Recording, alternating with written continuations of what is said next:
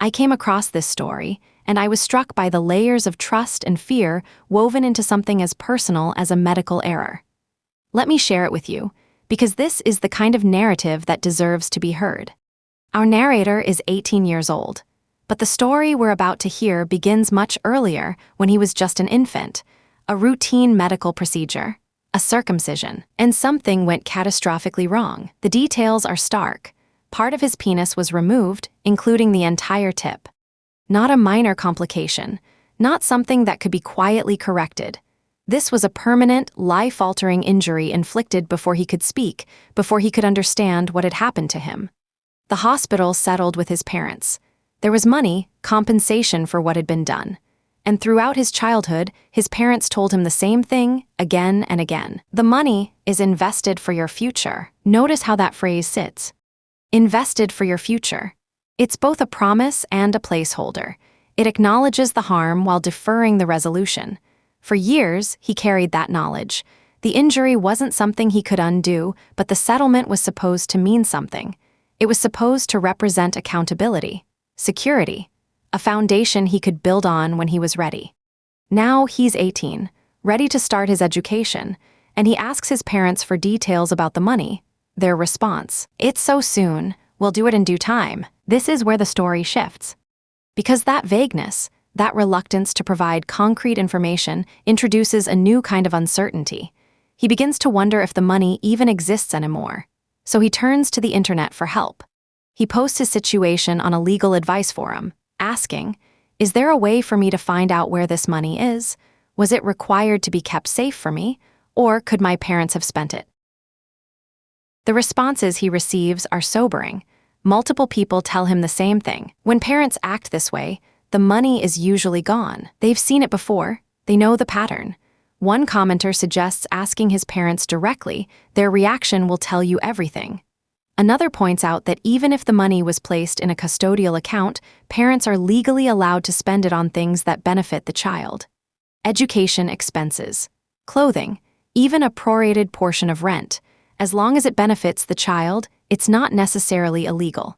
But the narrator had been counting on this money. He'd shaped his plans around it.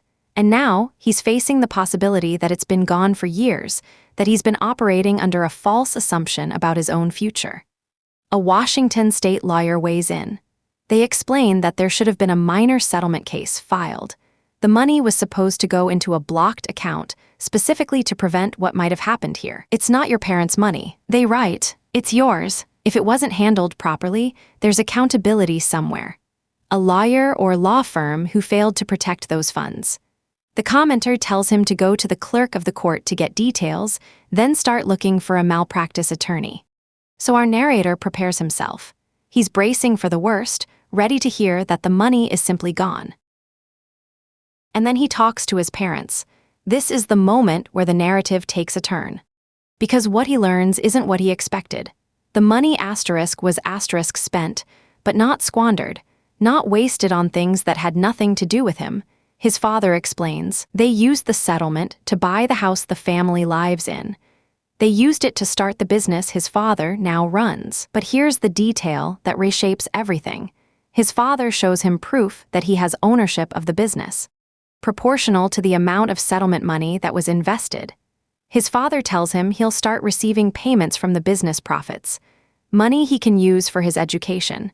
And since he's an only child, all of this, the house, the business, will eventually come to him anyway.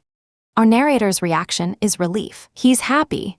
He feels bad for ever doubting his parents in the first place. And this is where we need to sit with the story for a moment, because the ending feels tidy, but the questions it raises are more complex than they first appear. Notice what happened here. The settlement money, compensation for a permanent injury inflicted on an infant, was placed entirely in the hands of his parents. They made a decision to invest it in assets that would benefit the family as a whole. A house, a business. On the surface, that's not unreasonable. They didn't spend it on luxury vacations or personal indulgences. They built something tangible, something that could, theoretically, provide long-term security. But consider the position it puts the narrator in. His compensation is now tied to his father's business. His future is dependent on the success of that venture. He doesn't have liquid assets he can access independently. He has partial ownership of something his father controls. That's a very different thing than having money set aside in his name. And there's another layer here. The narrator says he feels bad for doubting his parents. But was his doubt unreasonable? They were vague, they deflected. They told him in due time instead of simply explaining where the money had gone. If the investment was legitimate, if they genuinely acted in his best interest, why not be transparent from the start? The story ends on a note of resolution, but it also leaves us wondering about the structure of trust in families, about what happens when a child's legal settlement becomes intertwined with their parents' financial decisions, about the difference between investing for someone and investing in a way that benefits the whole family while technically including them . Our narrator is satisfied with the outcome, and perhaps that's what matters most. But the story also shows us how vulnerable minors are in these situations, how easily compensation intended solely for them can be redirected into family assets, how the line between benefiting the child and benefiting the family unit can blur. There's also the question of what happens if the business fails, if the house loses value, if the investment doesn't pan out the way his parents hoped. Does he still have recourse?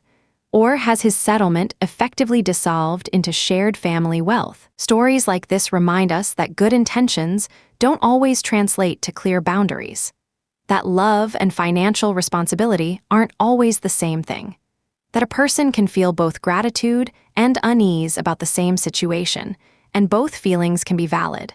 The narrator's injury was something inflicted on him without his consent. The settlement was supposed to acknowledge that harm, but the way that settlement was managed meant his compensation became entangled with decisions he had no part in making. And now, at 18, he's learning the terms of an investment he never agreed to.